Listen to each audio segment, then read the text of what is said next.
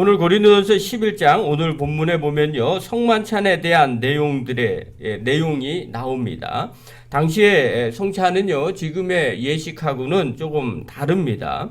그러니까 지금은 아주 예식으로 딱 정형화되어 있어요. 또 그리고 이 성찬을 통해서 뭐 배가 부르다 뭐 이런 게 없고 기념하고 의식하는 거였습니다. 그러나 바울 당시로 돌아가면요. 그때는 이것이 예식으로 완전히 굳어지지 않았고요. 모일 때마다 지금 얘기하면 애찬과 같이 이 성찬을 행했습니다. 그래서 식사를 하면서 그 예수님의 죽으심, 또 예수님이 유월절에 제자들과 식사하시면서 그것을 기념하라고 하셨던 것처럼 이들이 그렇게 기념을 하고 있었던, 그러니까 모이면 무조건 먼저 식사부터 한 거죠. 그리고 예식을 하고 예배를 드리고 이런 그런 모임들을 가졌던 겁니다. 그래서 이때 너무 많이 먹는 그런 문제가 발생을 한 거죠. 그래서 이 부분을 좀 살펴보겠습니다.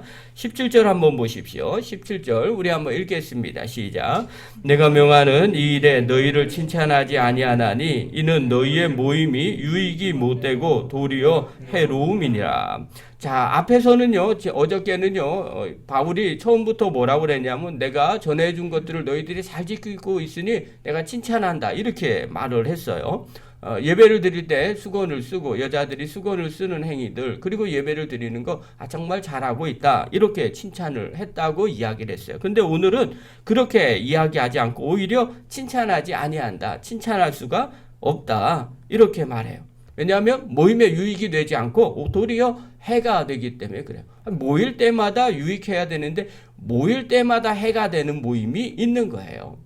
자, 어떤 것들이 있었느냐? 먼저 교환의 다툼을 이야기를 해요. 18절하고 19절 한번 보십시오. 18, 19절 읽겠습니다. 시작.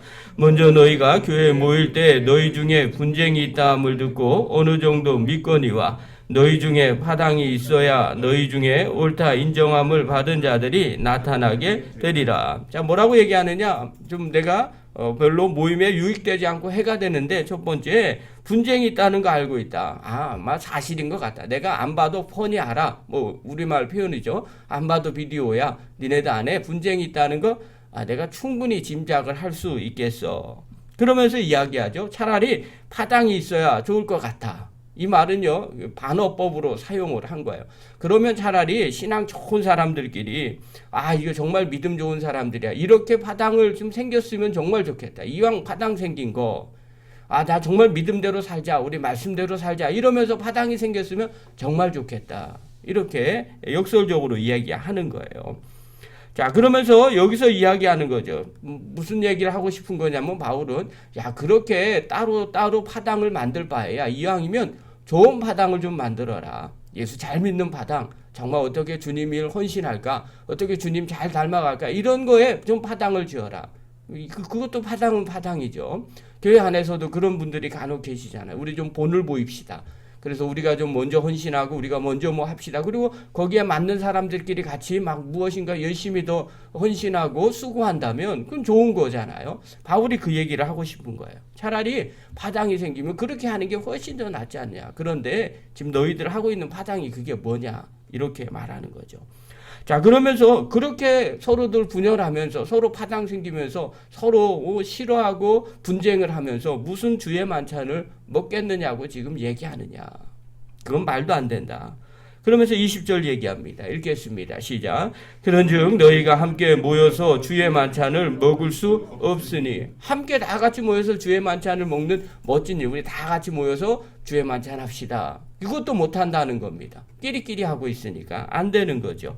자, 21절 보십시오. 읽겠습니다. 시작. 이는 먹을 때 각각 자기의 만찬을 먼저 갖다 먹으므로 어떤 사람은 시장하고 어떤 사람은 취함이라. 자, 먼저 온 사람들끼리 먼저 우리끼리 먹읍시다. 뭐 이렇게 얘기하는 거죠. 그래서 자기네끼리 만찬을 막 갖다 먹으니까 어떤 사람은 시장해요. 못 먹으니까 시장하고요. 어떤 사람은 취해요. 너무 많이 먹어서 취했다는 거예요.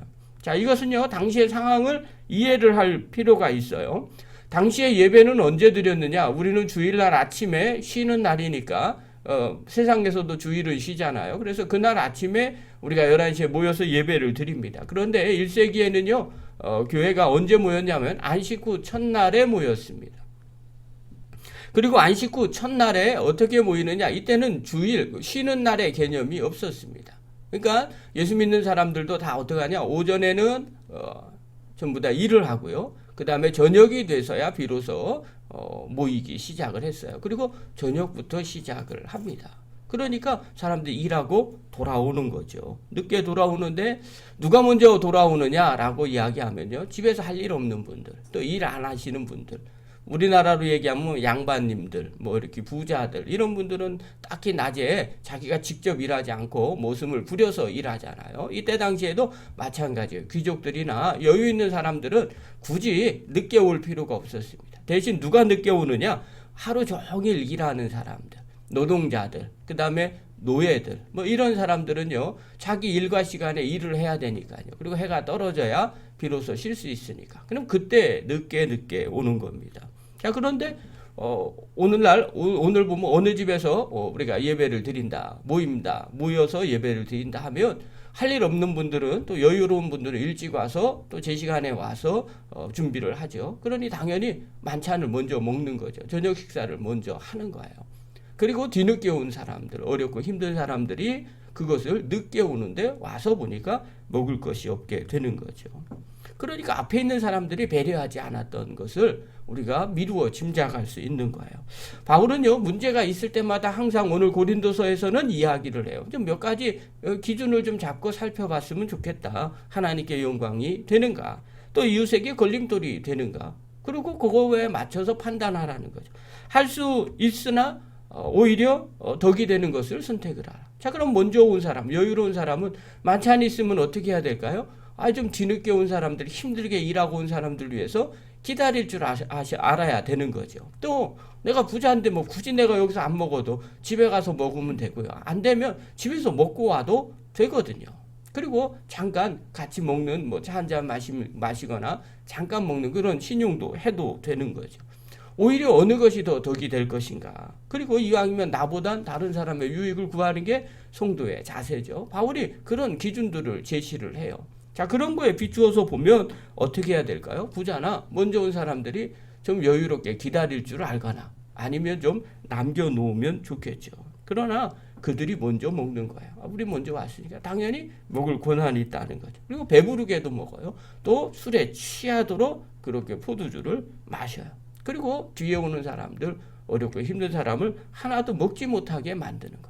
아마 제가 보기엔 그렇게 부자나 여러 사람들이 자기네끼리 파벌을 형성한 것 같아요.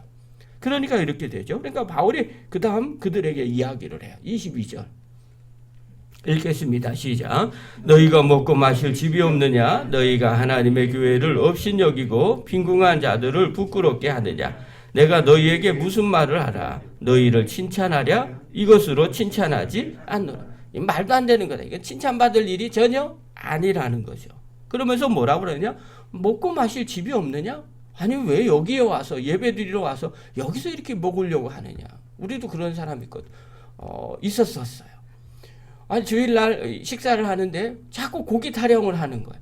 아니 왜 교회에서 고기 타령을 합니까? 그렇게 고기를 드시고 싶으시면 집에 가서 자기가 먹으면 되잖아요. 그런데 고기가 없다고 막 뭐라 그러면 그게 좀 아이러니한 거죠. 아니 집에서 먹을 게 없다고 그러면 그건 상관하지 않습니다. 당연히 교회에서 먹어야 되겠죠. 그렇게 어려우면 교회에서 충분히 먹을 수 있습니다. 그러나 그렇지 않으면 그 생각은 잘못된 생각이죠. 그러면서 이야기하죠. 하나님의 교회를 업신여겼다는 거예요. 여기서 하나님의 교회는 예배당을 얘기하는 게 아니라 성도들을 말하는 거죠. 우리 같이 모여있는 안성열린교회 성도들이 하나님의 안성열린 교회들이에요. 그런데 거기에 있는 사람들은 업신여긴 거죠. 왜 업신여겨요? 저 사람들은 안 먹어도 돼. 우리만 많이 먹으면 돼. 그렇게 상대방을 업신여긴 거죠. 그러면서 그 다음 얘기예요. 빈궁한 자들을 부끄럽게 하려 하느냐. 이렇게 말해요. 그러니까 뒤에 온 사람들이 어떤 사람들이에요? 빈궁한 자들이었다는 거예요. 어렵고 힘든 성도들이 뒤에 있는데 그들이 아무것도 먹지 못하고 있는 거죠. 그것을 부끄럽게 여기느냐. 앞에 있는 사람이 다 먹어서 그래요. 그러니 내가 더 이상 무슨 말을 하냐. 이거 갖고 칭찬하냐? 말도 안 돼. 이건 칭찬이 아니야. 그러면서 바울은요. 다시 성찬의 의미를 되새깁니다. 성찬이 무엇이냐? 그 다음 절 얘기하는 거죠. 예수님께서 잡히시던 밤에 떡을 떼고 기도했지 않냐? 이것은 내 몸이니 이것을 행하여 나를 기억하라. 이렇게 말씀하지 않았냐? 또 잔을 드시면서 내 피로 세운 새 언약이다. 이걸 먹고 마실 때마다 나를 기억하라 한 것이 아니냐? 그러니 이것은 여기서 배불리 먹고 취하는 게 중요한 것이 아니라 이걸 먹고 마시면서 주님 오실 때까지 주님의 죽으심을 선포하는 것이 아니냐. 그거 하려고 지금 하는데 지금 뭐 하고 있는 거냐. 왜 이렇게 부끄럽게 사람들을 만드냐. 왜 교회를 멸시하느냐. 비천하게 만들어 버리느냐. 이렇게 이야기를 하죠. 그러면서 예수님이 사실 6월절에 만찬을 한 이유가 있죠. 출애굽을 하고 난 뒤에 애굽에서 어린 양의 피를 문서주로 바를 때마다 그 생명을 건져내게 되었어요. 그것을 기념하기 위해서 그렇게 한 거죠. 예수님의 친히 죽으심으로 말미암아 그의 피로 말미암아 우리가 같이 함께 구원함을 받는다는 것을 이야기하는 거예요. 그러나 이들은 그런 생각을 하지 않은 거죠. 그래서 자기네들끼리 파당을 지어서 먹고 상대방 배려하지 않고 오히려 어려운 사람들 무시하고 멸시하는 일들, 그런 일을 하는 거죠. 이것이 무슨 성찬이냐는 거예요.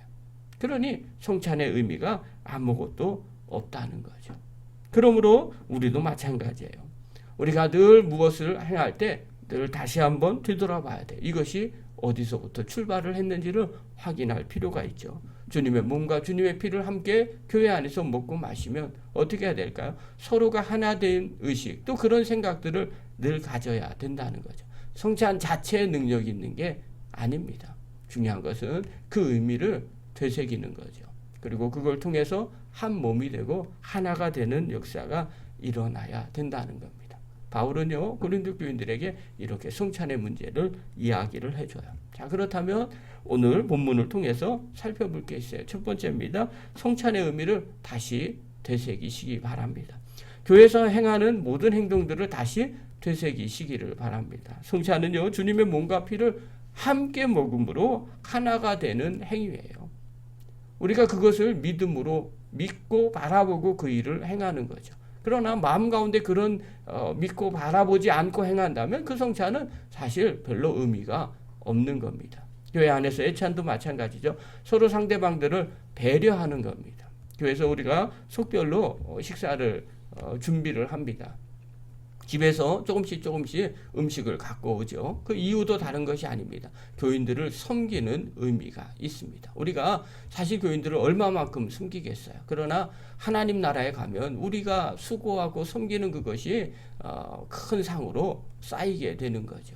그러나 이 땅에서 직접적으로 누구를 막 섬기는 게 사실 그렇게 쉽지 않습니다. 그러나 우리가 늘 그것을 속해 들어가서 주일마다 내가 우리 교인들을 섬긴다는 의미로 그것들을 행하는 거죠. 그러면 그것을 먹을 때마다 늘 성도들이 하나 되고 수고하고 애쓰고 또 우리 한 가족이라는 것을 기억을 하셔야 됩니다. 그럴 때 비로소 제대로 된 애찬이고 제대로 된 성찬이 되게 됩니다. 두 번째로는요, 교회 안에서는 항상 성도들을 배려하시기를 바랍니다. 내 입장에서 꼭 살펴보지 마시고요, 상대방 입장에서 늘 살펴볼 줄 아는, 그래야만 서로가 하나가 될 수 있습니다. 그런 믿음의 종이 되기를 간절히 축원합니다. 기도하겠습니다.